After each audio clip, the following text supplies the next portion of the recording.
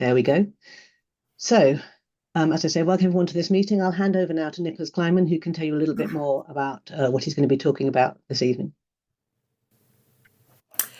So I want to just first of all say thank you so much for having me back. The UK Gamba Society is where I've given my first ever talk on cadenzas, and I'm not English, I'm American, but it feels like being home, coming full circle. So I'm very, very happy to be here, and I'm very thankful for everyone to join me. It's very rainy and foggy here I'm right outside of Oberlin, Ohio, so again, perfect time for, I'm having a coffee because it's afternoon, but it's perfect time for a hot tea. So I'm going to now,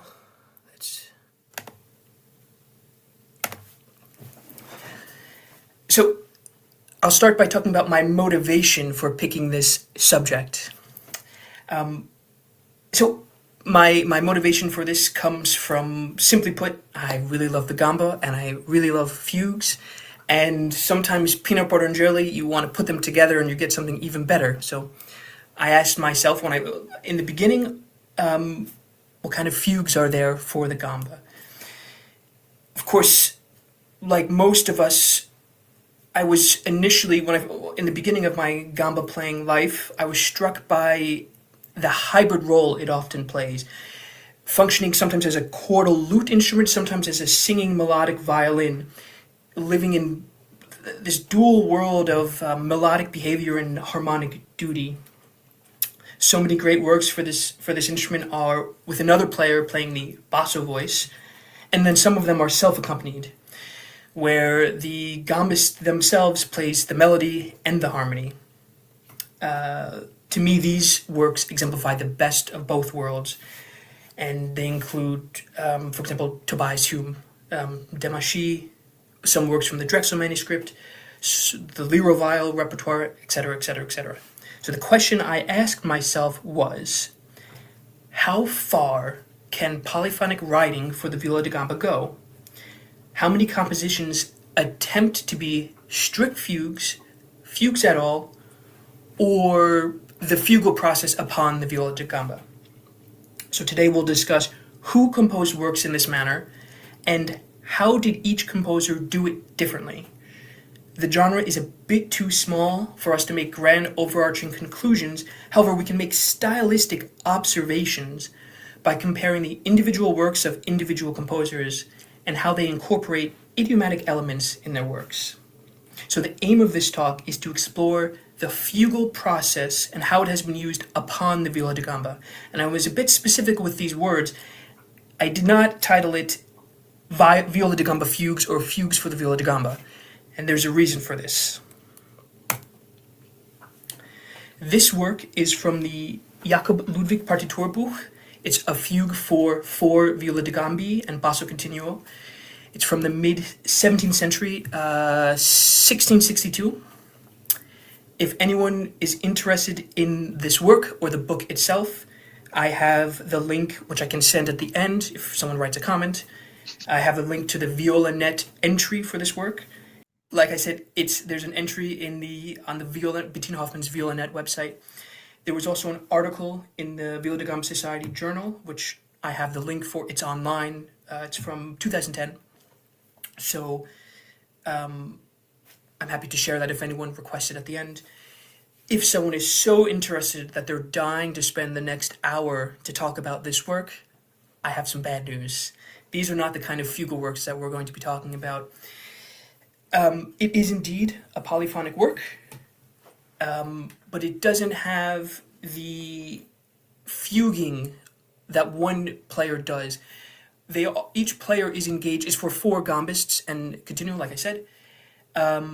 Each player takes a voice in this polyphonic fugue, but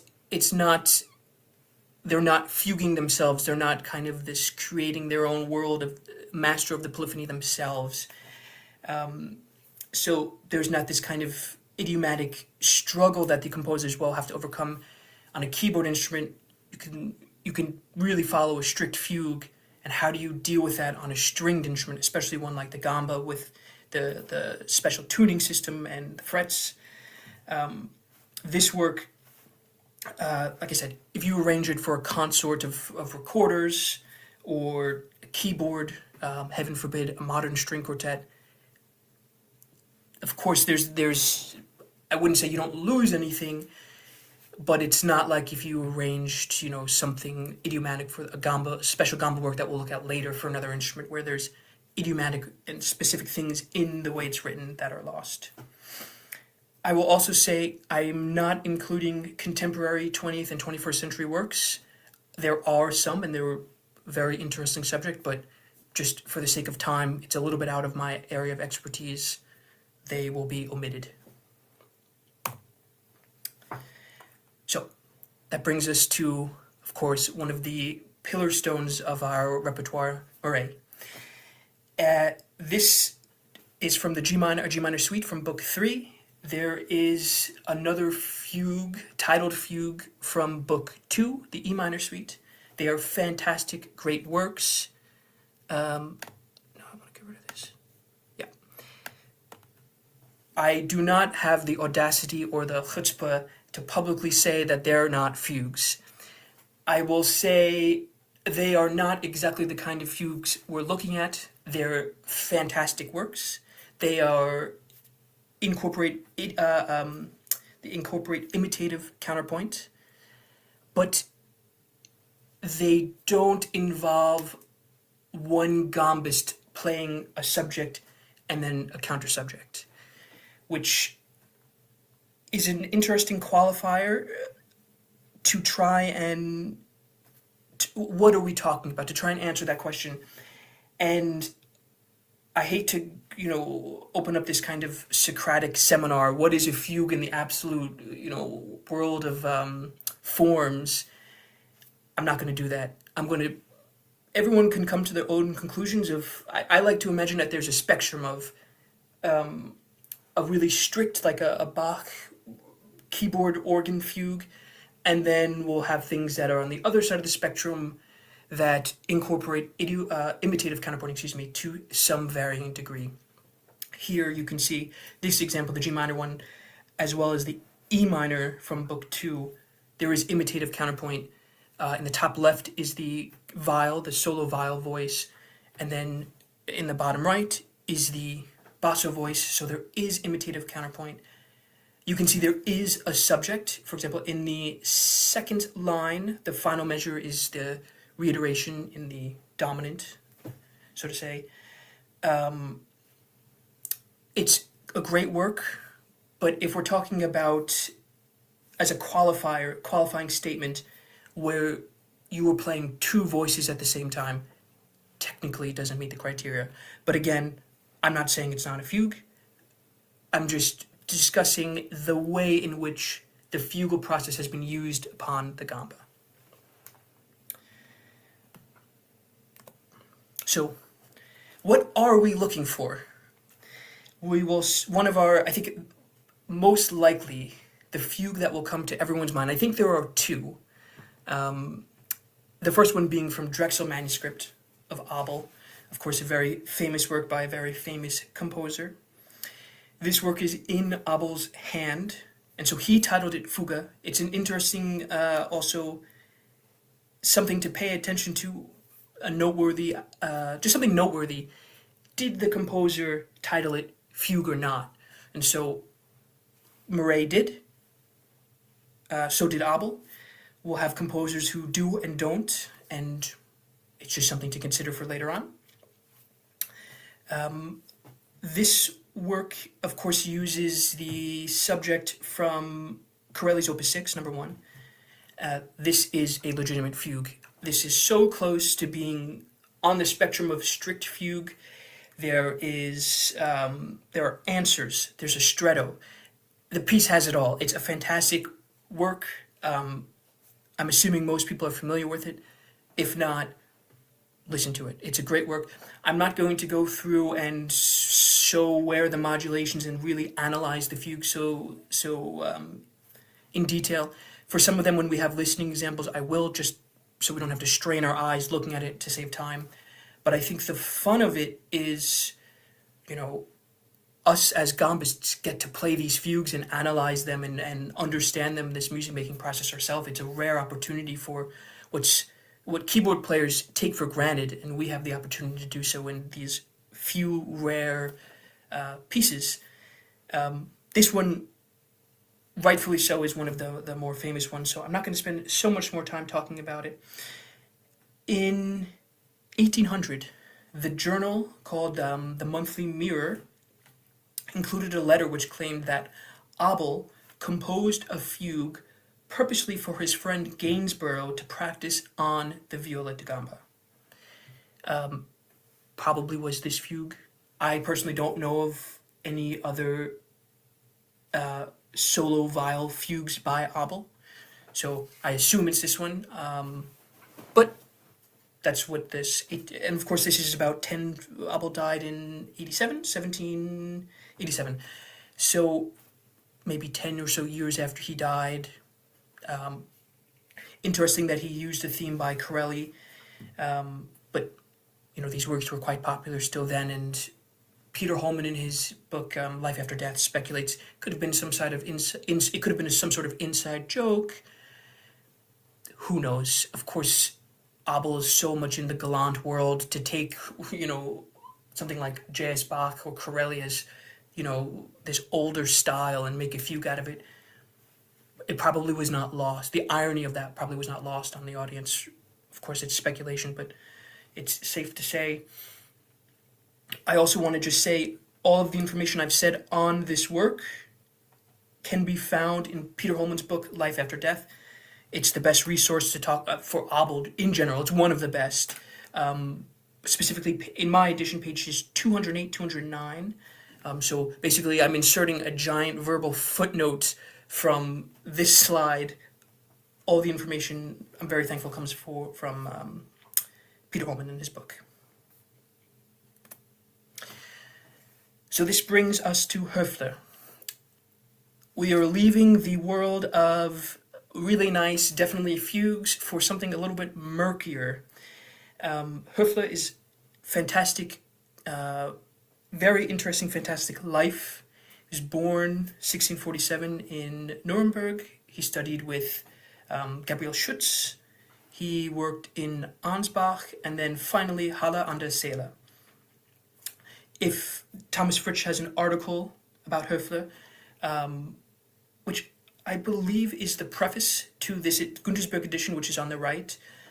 It's digitized and online, and of course I have the link for that, which I'm happy to post in the chat if people so wish. Today, the only known collection of his works that I know of that are currently extant are from the Primatia Gallicae from 1695. Interestingly, number 11 says sonata. It's the only one. What does that mean?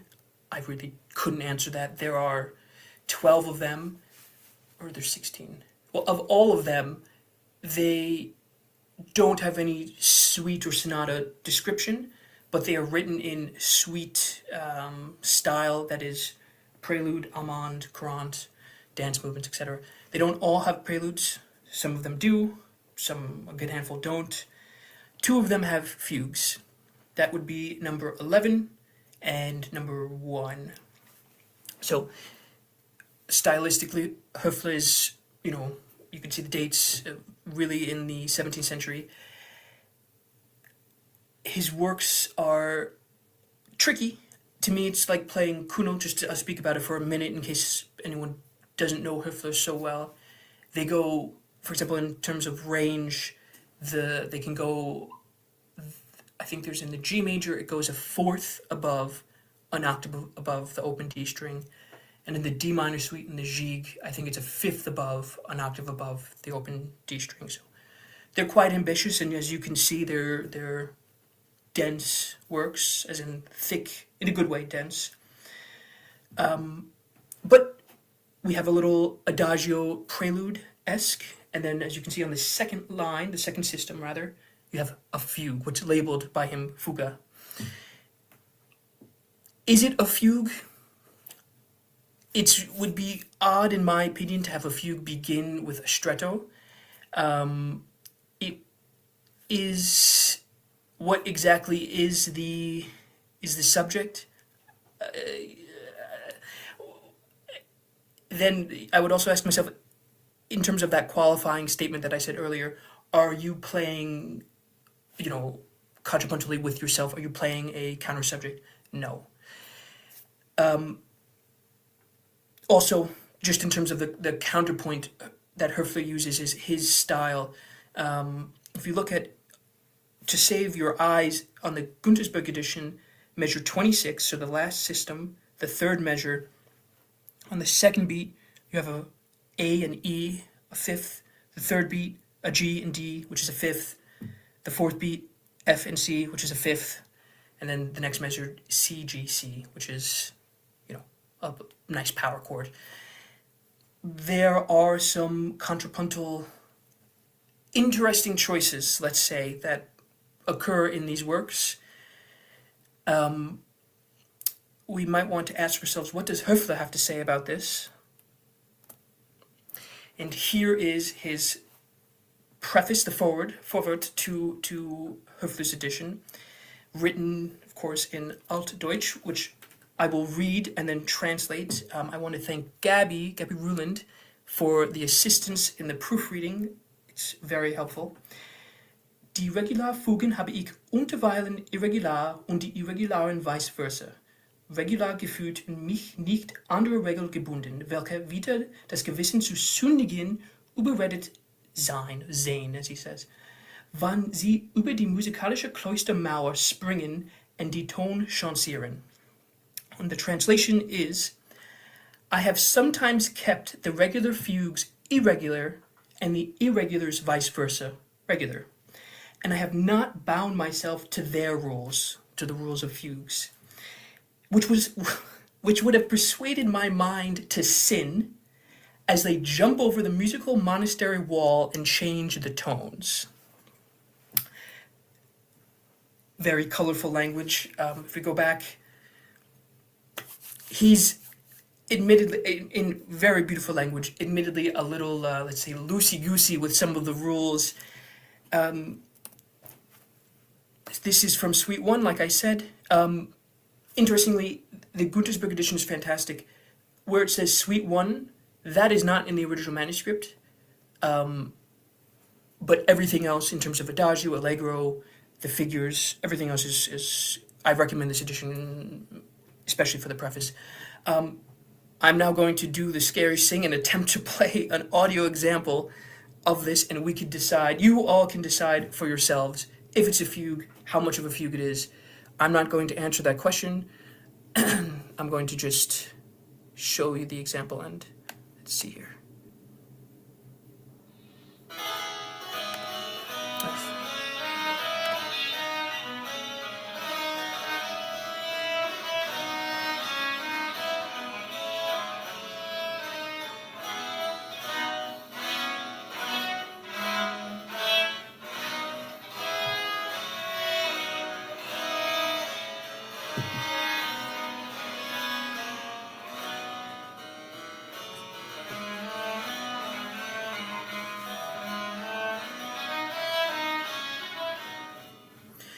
I'm going to play it again, and this time open the score so we can follow along. Okay, I'm going to try my best.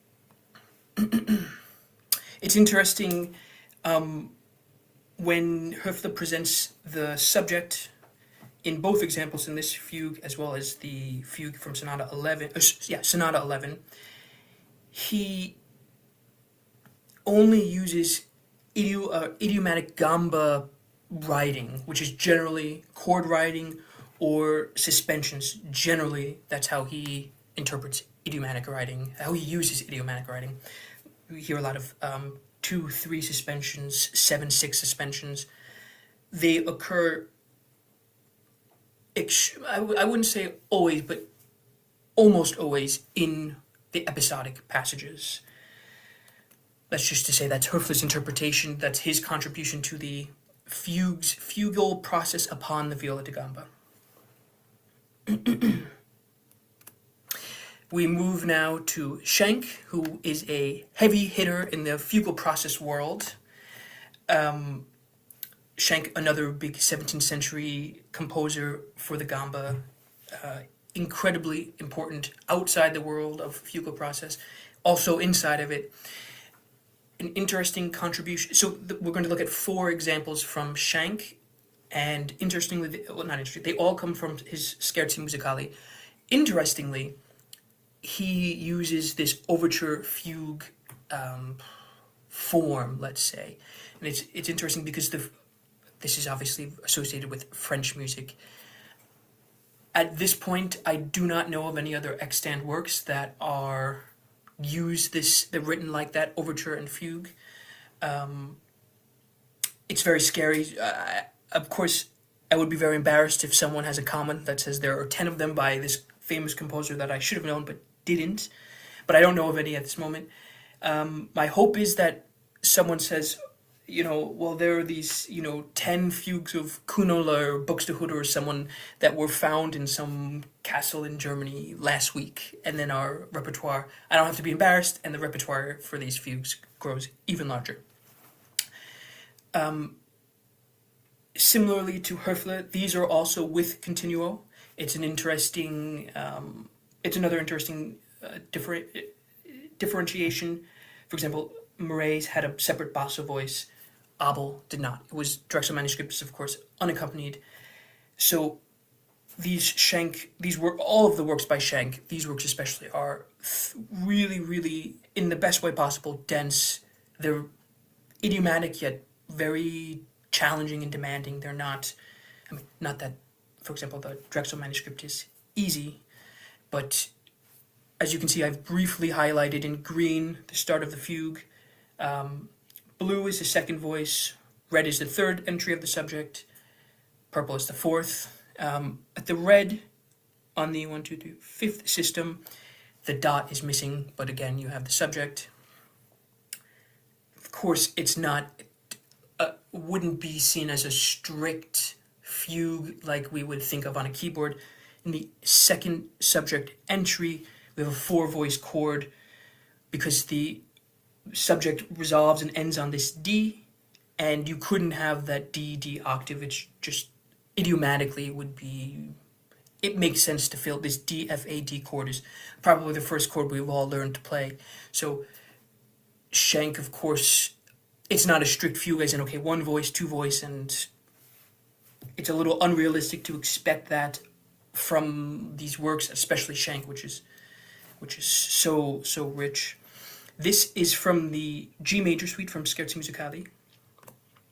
We have the following suite has the D major fugue, which is just a wall of black ink. It's incredible. Again, truly a fugue. Interestingly, this one he titles it. The previous one he did not. It's interesting to note. I don't think it's something to get so hung up about. I think it's worth mentioning, but I think they're pretty clear to hear, and especially I think the audience, the players, would have picked up on the overture fugue. I don't think it's something that's so, in this particular case, is a make or break detail. The following suite, the D minor one, so we have the G major, the D major, now this D minor one. They're all in a row. There are other movements in between, but the G major is before the D major, which is before the D minor. Again, starts with an overture fugue, similar to the G major. So that's 2 overture fugues for the gamba. And of course, like the other works, there's a basso voice. We'll listen to this example in a second. The basso voice will come in the third subject entrance, highlighted green. And this D minor, this is one of my favorite suites of Schenk. And so you can see 91 is the overture. There are a few more movements. It's a little blurry. You have a saraband and a gigue, a tempo to saraband, which is number 93, 94. And in the same suite, to finish the suite, number 95, is another fugue. So clearly he really liked his fugues, because this one suite has two of them, and they're very difficult, as you can see, very dense, and they're very interesting. It's hard to say how many fugues Schenk has, because where exactly do you draw the line? There are, like I said, these four from Scherzi Musicali. There are, for example, in Echoes of the Danube, there's, I think it's in Alla Breve, I think it's titled, in A minor, which is extremely contrapuntal, not really a fugue, but it's sort of like, if you look at the spelling of a word and you stare at it, like the word toothbrush, it starts to look wrong, like it's spelled, and you start to stare too much and you lose your orientation. There's so many works of his that are so contrapuntal and so rich. I'm not going to give a list of, okay, here are all the fugues. His output is the second most of the composers we'll look at. No spoilers. But the majority of them that I found come from Scherzi Musicali. So you can see the numbers here, the three suites like I mentioned, if you want to play through them. But we will now listen to the D minor. Okay.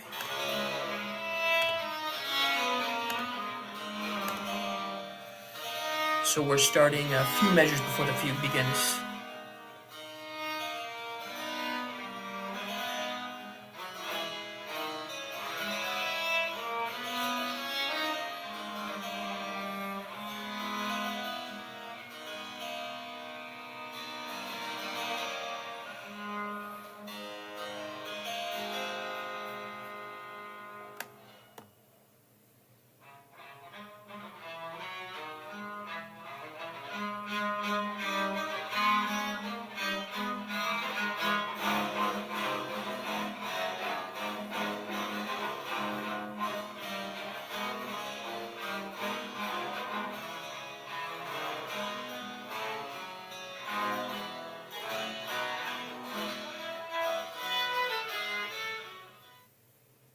Moving on from Schenk, we have Telemann. So this work is the other extremely famous one. I think if someone saw the topic fugues upon the Fugal Process upon the Viola da Gamba, this work and the Drexel manuscript work, I assume, would be the two works that immediately come to mind. This work, published in 1728, 1729. Of course, Telemann was self-publishing these works in Hamburg. Interesting about this work, what it shares in common, also another thing it shares in common with the Drexel manuscript, unaccompanied. So this work, what you see here is, what you see is what you hear. There's not a basso voice. Although unlike the Drexel manuscript, this one is a multi-movement work. Drexel manuscript is kind of grouped by tonalities, not necessarily meant to be played all the way through like a Brahms symphony or something, where here, there's two movements that come before this. Or is it one? This is in the inside there are outer movements. It's a multi-movement work, so to say. Interestingly, another interesting detail is the recitative arioso form that Telemann uses. Of course, arias, you can find there are so many arias in Schenk's music and that kind of 17th century style of playing. But what I really, really love about this one is the form is a recitative aria. It is a polyphonic aria. A polyphonic recitative aria, and he uses the fugal process inside of it. So there's so much richness to unpack. How strict of a fugue is it? Well, it's short.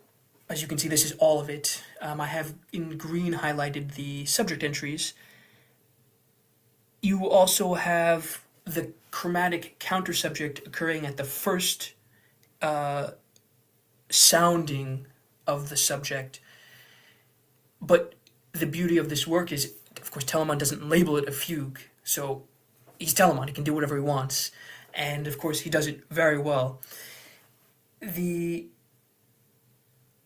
it's difficult to talk. I mean, I said I wouldn't talk about it too much, but this work is such a great piece of music. I'll talk about it a little bit, but I also assume most people are familiar with it, so I'm going to try and go through it quickly. We have three, like I said, three subjects, and then the chromatic line as like a counter subject.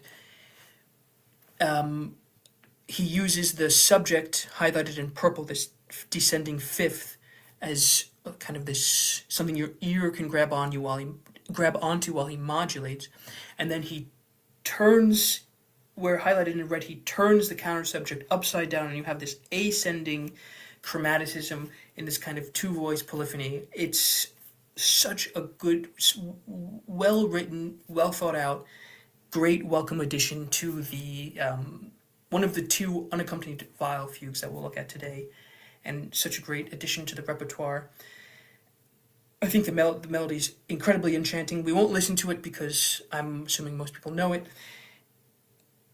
And prior to 2015, so as of 2014, this is where I would have moved on from Telemann, and I would have said, okay, these are his viol fugues. However, we're past 2015.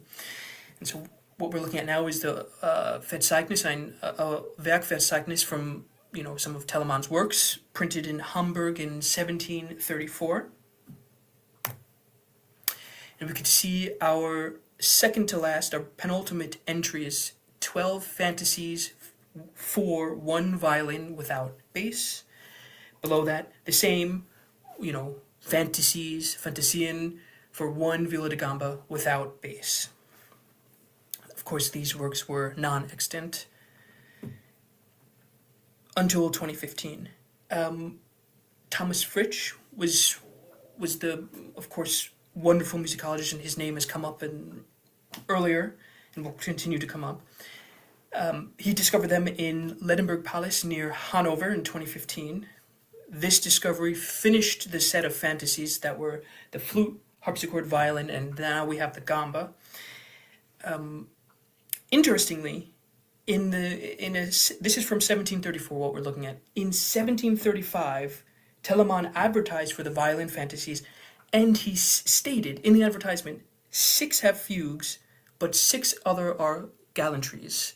So, unfortunately, he didn't say it for we don't have an advertisement where he says that for the Viola da Gamba fantasies, but he thought it was important enough to say it for the violin ones. So maybe the Violin Society will have their own talk on fugues, and they can bring it up and talk about it. But he believed that solo fugues on a stringed instrument were important enough that it would be used to advertise where people would buy them.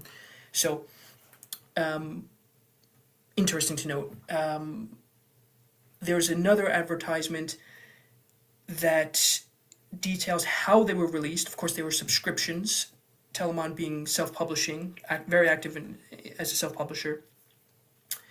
They were published 2 fantasies alternating with 1 cantata every Thursday. So they were more like a television show program where you get 1 episode a week, not like, Disney or whatever, where a streaming service just drops the whole season and you binge watch it and then you feel sick and you are upset. So 1 and 2 came out, 3 and 4, 5 and 6, 7 and 8, etc., etc. It's also very interesting to go through them with that in mind, because those numbers pair so nicely. The even numbers are generally more gallant, and the earlier ones are where we'll find fugues. For example, number 5, number 7, number 9, arguably number 11, arguably number 3. So you always have one, I won't say old-fashioned, but in this kind of, extremely contrapuntal, what we would associate more with the baroque, and we have also these galant ones that are stylistically very different, and they pair extremely well together in terms of considering them set like that. I also want to say all of this information that I just said is available in the Guntersberg edition. Thomas Fritsch wrote the preface. These works, as we'll see, we'll look at them. The edition includes a modern edition as well as scan of the original facsimile, which is great if you're an old fuddy-duddy and you really want to look at the original. It's there. If you just say, okay, well, I've looked at it, I've taken away what I want to take away, I want one that's easier to read, they have that too. It's really, really a must-have. For more, I won't go so into we don't have time to talk about every single one. I'm running out of time as it is, unfortunately. Stevenson has a great article on it. Jonathan Dunford has an article in volume 49 of the VDGSA, and of course Thomas Fritsch. To go more into detail, those are some amazing resources. Treasure troves of information about Telemann. So we're taking a pause for a quick advertisement. This is, on the top is from Echoes of the Danube, Schenk's Fifth Sonata, unaccompanied. And below that is the third fantasy from Telemann. As you can see, Mi, Fa, or E, F, G, F, E, C. And then Telemann uses the same theme, the same idea. To me, it's a very, very clear homage to Schenk. I am, just as a small, very shameless advertisement, the next project, musicological endeavor I'm embarking on is about the influence of Schenk beyond what we would think. And as a very little teaser, there is a catalog of music being sold. For the people who know, please don't shout it out. $17.99 in Vienna. That advertises. it's a Viennese publishing house, and they advertise. You see, baritone works of Haydn, Viola da Gamba works of Stamitz, some works of Pickel, and in 1799, Schenk's been dead for 70 years. You see Schenk's works being advertised in Vienna, 1799. Very, very interesting. I'm moving on from that now. That's your advertisement. So we don't have time to look at all of the fantasies. They're great works. We'll start with number 11. Is it a fugue? Well, if we used... Well, I'm not even going to touch that. I'm not even going to go there. The qualifying statement I used of the playing a counter subject, you don't have it in this one. You have the subject is the first 4 measures long, and then inside of the 5th, you have the second iteration of the subject.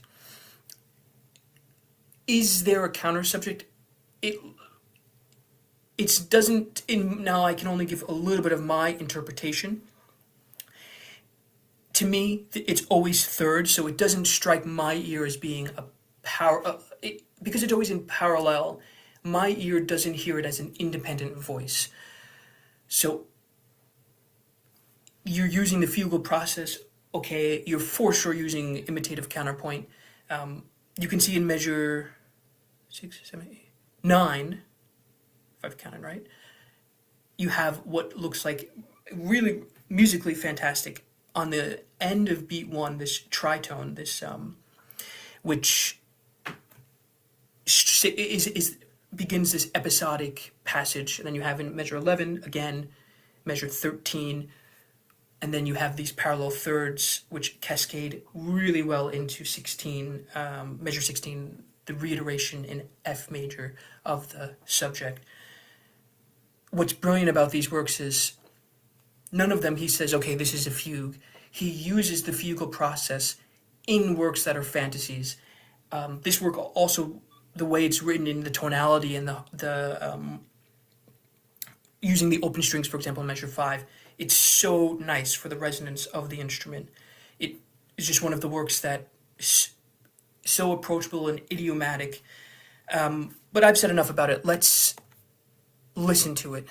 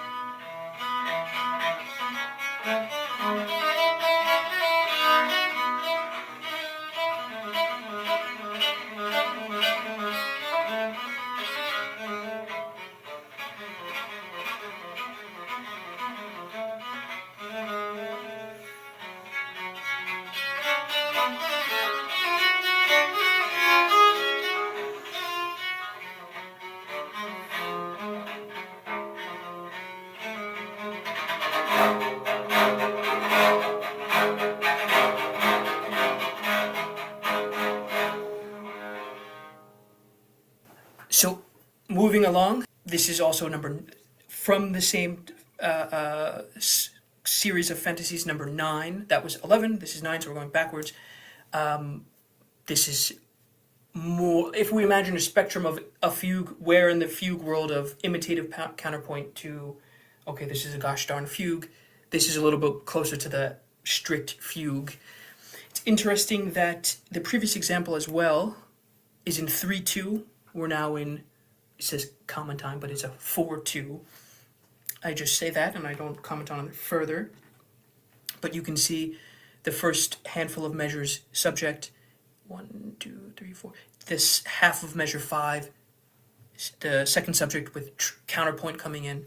Then we see the next line, the second measure, the second half of the measure has the third voice. You have episodes. This is truly a fugue, and let's listen to it.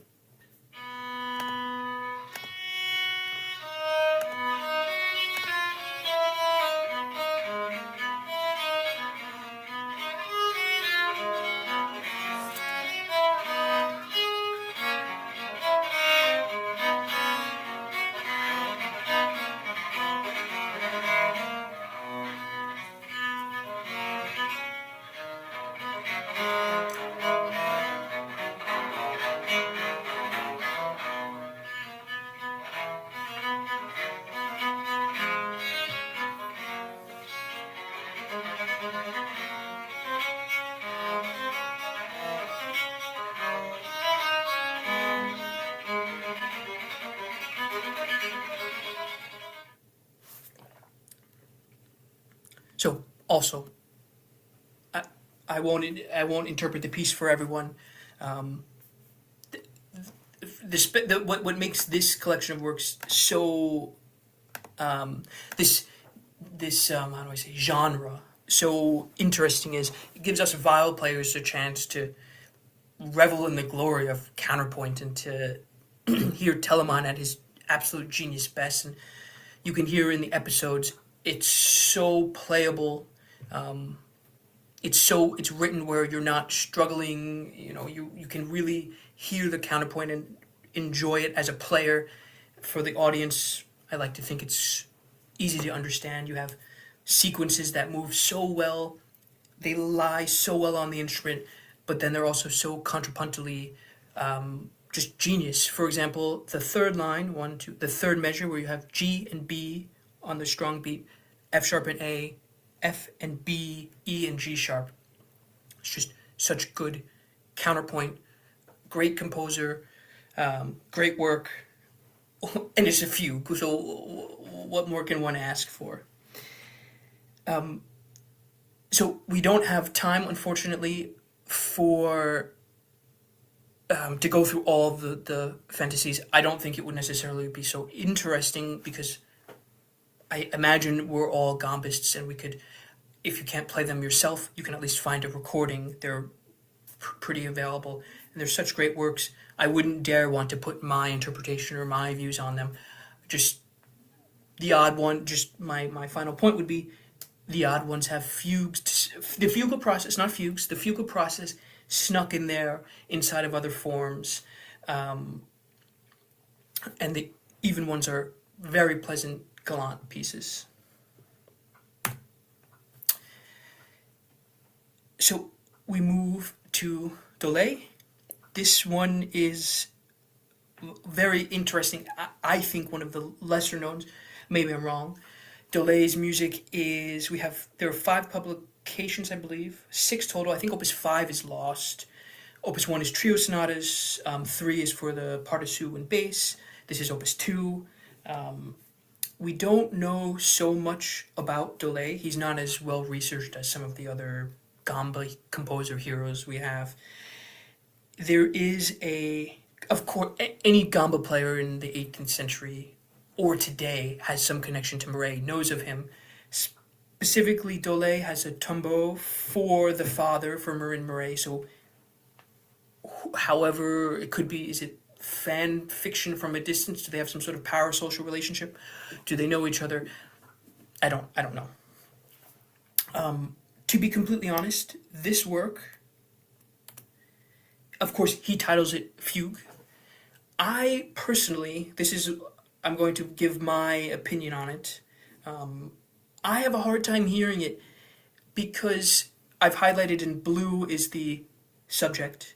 Then you have in green the second subject. Again, you have a chromatic line as a counter subject. So this one is set up pretty properly. Chromatic counter subjects are, let's say, expectable in fugues, and often the gamba ones use them quite a bit, as we've seen. But the relationship intervallically, the intervallic relationship between the two voices, the highlighted in blue and highlighted in green, is always the same. So, for example, if you see the yellow and the purple, they come in on a unison, which moves to a second, which resolves to a sixth. And I'm briefly going to go to the next page. On the second system, you have the same thing.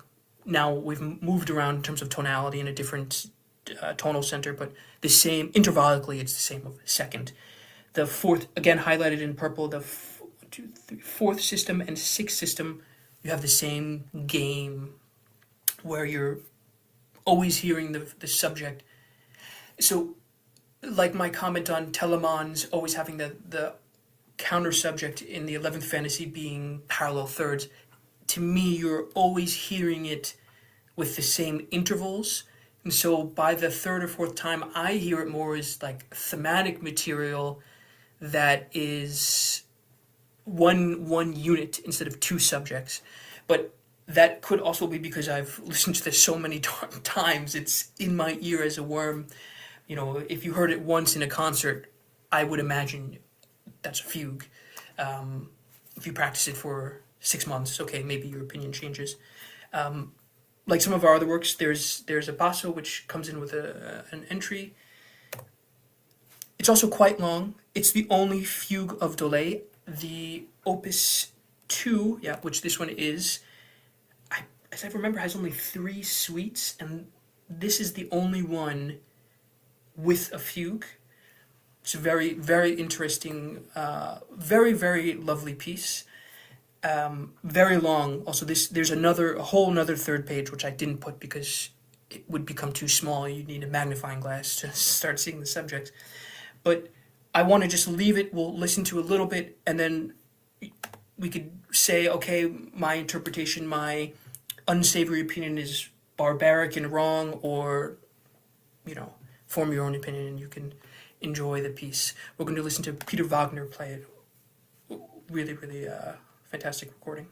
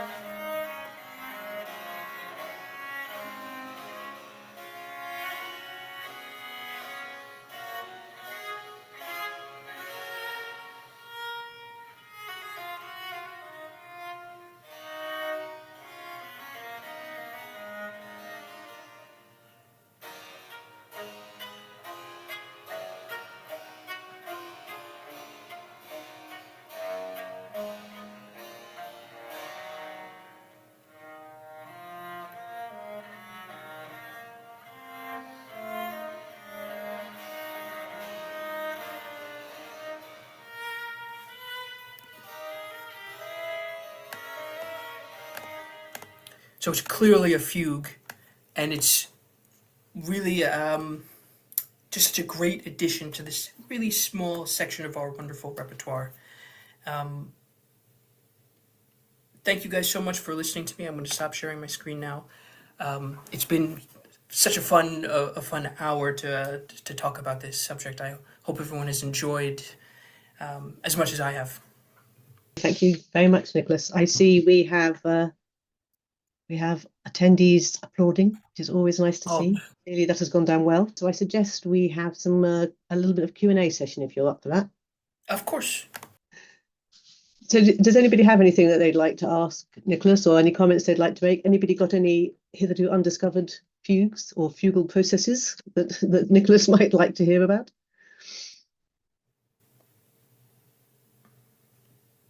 Looks a bit like you've stunned everyone into silence, Nicholas. Well, my biggest fear is that someone says, like I said, I think I said it earlier. Hey, don't you know about these 10 fugues of something four array, something really common? Well, I don't Dave know has that. come off mute, so I'm wondering if you have. I thought at the very beginning, I thought you mentioned Dimashi. Yes. Is there, how is that relevant? Sorry. Yes, I was talking about this is before I had. So I was specifically talking about my personal journey into the world of fugues. How okay, you start playing works where you're playing. The thing I love about the gamba is you're melodic and harmonic. You have both. You can be doing either or, and sometimes you're doing both. And works like Hume, I think I mentioned Lyra Viol, sometimes Drexel manuscript, and just for example, Demachi. Sometimes you're polyphonic, sometimes you're not, sometimes you're playing chords. Basically, I was shifting from, playing one line to polyphonic works, and then extremely polyphonic, truly polyphonic being fugues. Okay. Nod there from, I think, David. I think that went down well. Anybody else got anything? Any Ah, they're commentary? diminished fifths, yes. Yes. I even wrote that I wrote diminished fifth in my notes, and I said tritones. So, Yes, okay. The chat kicking off, all kicking off in the chat. It looks like you may be getting off very lightly here with the Q&A, Nicholas. okay, I'm going to put my email. So any of the sources I said, like I said, I have the links on a Word document. If anyone, they're easy, they're not so hard to find, but I'm happy to. They're great resources, so I'm happy to share them. And if anyone is looking for any of them, you can always write to me on my email, and I'll send them along. Brilliant. That's lovely. It's a very generous offer. Thank you, Nicholas. Anybody else want to raise their voice or their hand? Nicholas, you get no grilling at all. Utter Yeah, I don't know. surprising. You get off lightly. Yeah, Thank you very much. It's been absolutely fascinating. I think it's obviously a really sort of rich seam of music that I don't think I'd ever had sort of brought into focus like that for me before, certainly. So that's been interesting and enlightening for me. yeah. It's really I wouldn't say narrow, but as um, specific. It's repertoire within repertoire within repertoire. It's Yeah, so specific. They're really such pleasures. So, my goal is that I'm sure most of us like fugues. If not, play them more, and you will. So here are as gambas. This is our opportunity to, you know, play some fugues. I wanted to thank you. You made a couple of little additions. I forget where it was, but you held on to a note that was a second away from the other, but it did continue. It wasn't notated that way. And then in one or two other places, you added a little flourish chord that wasn't written, and I love it. Oh, thank you. I've been described. I just those the Telemann works. I love those works. I've been playing them, so I kind of been playing them from memory, and sometimes I can't help and put a little. As I think, also for me, what's very interesting. Oh, I've clicked something. No, I'm okay. The the methodical sonatas of Telemann were so influential for me in my learning, and I just can't play it without its. I shouldn't have for to demonstrate the music. It shouldn't have been done, but I couldn't resist. I apologize. I think that's fine. I think we all very much enjoyed your demonstrations. Absolutely beautifully played. Thank you. So if nobody else is... Well, if anyone has any other questions, comments, or concerns, again, I have my email address. You can always write to me, and I'm happy to share anything that I've said or repeat or discuss further, or however I can help or serve or be criticized, whatever it is, I'm open for it. Yeah, that's very kind. Thank you very much, Nicholas. So I think, as we seem to have decided, there's more applause coming in for you in the chat, which is nice to see. So I think, as everybody seems to have been stunned into silence by Nicholas's presentation, that we should probably call it a day. Thank you very much. It was really interesting conversation. Bye-bye, everyone.